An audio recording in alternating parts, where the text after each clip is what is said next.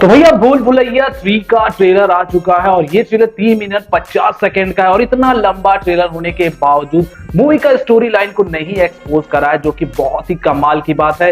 ये चीज सिंघम अगेन के डायरेक्टर रोहित शेट्टी को इससे सीखना चाहिए कुछ। वैसे तो ये मूवी हॉरर कॉमेडी होने का क्लेम करती है, बट टीजर और ट्रेलर देखने के बाद ना ही ये प्रॉपर हॉरर दिख रही है, ना ही प्रॉपर ये कॉमेडी, दोनों में फेल नजर होते आ रही है। जबरदस्ती की कॉमेडी दिखाई गई है। ऐसा नहीं है कि इसमें कॉमेडी एक्टर्स नहीं है, बहुत अच्छे अच्छे कॉमेडी एक्टर्स हैं, विजय हैं, राजपाल यादव है, संजय मिश्रा जैसे कमाल के कॉमेडी एक्टर्स हैं। बट यहाँ पे राइटिंग की बात करें और डायलॉग्स की बात करें तो उन्हें जैसा दिया जाएगा वो वैसा ही परफॉर्म करेंगे। तो मतलब कैरेक्टर का सही यूज इसमें नहीं किया गया है। हॉरर सेगमेंट की बात करें तो मेन मंजुलिका ही इस मूवी का हॉरर बेस है, बट इस कैरेक्टर में भी कॉमेडी घुसाने के चक्कर में ये जो कैरेक्टर मंजुलिका का है वो अपनी भूमिका से भटकती नजर आ रही है, जिससे कि ये मूवी हॉरर उतनी नहीं दिख रही। देखो टीजर और ट्रेलर में केवल कॉमेडी पर ही फोकस करा गया है। इससे मालूम पड़ रहा है कि मूवी में 80% कॉमेडी और 20% ही हॉरर होने वाला है, और वो हॉरर भी केवल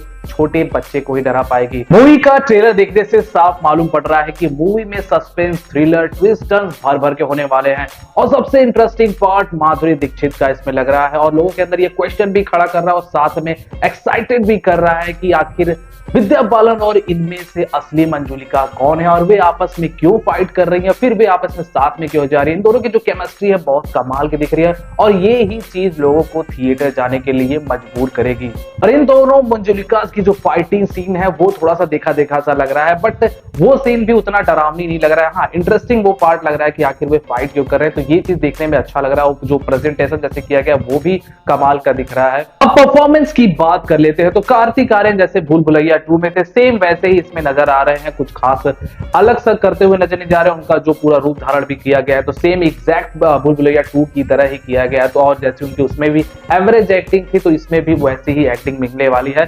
बट उनका यहाँ पे क्या नाम है, कॉमेडी करते, जबरदस्ती की कॉमेडी करते नजर आ रहे हैं। बट यहाँ पे उनका तृप्ति डिमरी के साथ जो लव केमिस्ट्री थोड़े सीन के लिए है वो बहुत ही इंटरेस्टिंग पार्ट नजर आ रहा है। और तृप्ति डिमरी टीजर और ट्रेलर में बहुत थोड़े समय के लिए दिखाई गई है। क्या पता डायरेक्टर सारा क्लाइमैक्स तृप्ति डिमरी के ही अंदर भर दिया हो, या जो कुछ भी हो सकता है, क्योंकि मूवी में जो क्लाइमैक्स है जो सारी चीजें छिपा के ही रखी गई हैं।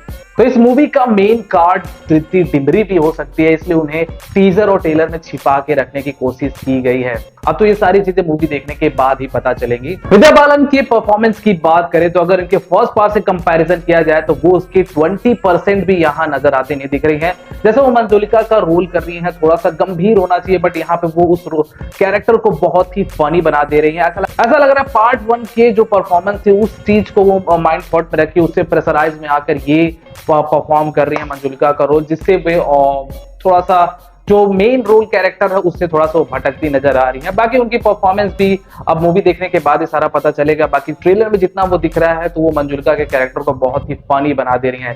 बट यही अपोजिट माधुरी दीक्षित की बात करें तो फर्स्ट टाइम उन्हें हम इस ऐसे रोल में देखते हुए नजर आ रहे हैं, तो वो अपनी भूमिका तो बहुत परफेक्ट करते नजर आ रही है। जहां पे वो ऐसे उनकी जो बॉडी ट्रांसफॉर्मेशन जो बॉडी टूट रहा है उनका, तो वो जो मोमेंट करे तो वहां पे थोड़ा सा वीक सा लगा। बाकी जो एट द एंड मोमेंट में जहां वो दोनों कैरेक्टर कह रहे हैं कि हमने से मंजुलिका कौन है, तो वहां पे वो कैरेक्टर बहुत ही इंटरेस्टिंग उनका देखने को मिल रहा है। तो माधुरी दीक्षित का कैरेक्टर जो है वो मूवी देखने के बाद ही पता चलेगा कि परफॉर्मेंस कैसी है। और माधुरी दीक्षित और विद्या बालन के बीच जो डांस बैटल वाला सीन है वो पार्ट बहुत इंटरेस्टिंग होने वाला है, और मुझे पर्सनली वो मैं एक्साइटेड हूँ वो पार्ट देखने के लिए। वो जो गाना जब रिलीज होगा तो ये चीज हमें पार्ट 1 का भी याद दिला रहा हूँ, शायद पार्ट 2 में भी ऐसा कुछ हुआ था। तो सिनेमाटोग्राफी की बात करें तो VFX और विजुअल्स ये बहुत डिसेंट लेवल के ही है, और पूरी मूवी को हॉरर दिखाने के चक्कर में डार्क थीम पर रखा गया है। और यहाँ पर लाइटिंग ऐसी है कि रात की सीन भी दिन की तरह लग रहे हैं, मतलब यहाँ सबसे बेकार लाइटिंग भी दिखाई गई है।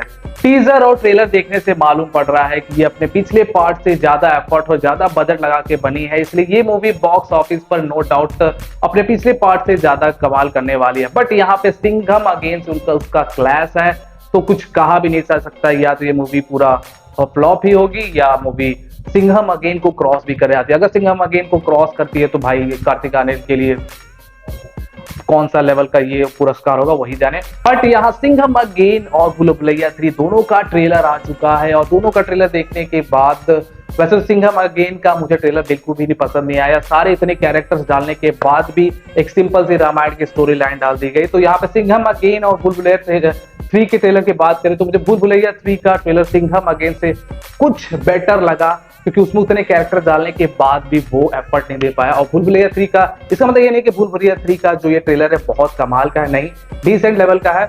तो देखने वाली बात है। वैसे आप थिएटर में 1 नवंबर को दिवाली को कौन सी मूवी देखने जाएंगे? पहले या तो सिंघम अगेन देखेंगे कि भूल भुलैया 3 देखेंगे? कमेंट करके जरूर बताइएगा, ठीक है। ओवरऑल ये मूवी पता नहीं, समझ नहीं आ रहा है किसे पहले देखा जाएगा। तो चलिए जी, आप कमेंट करके बताना। चलिए चलते हैं, बाय बाय।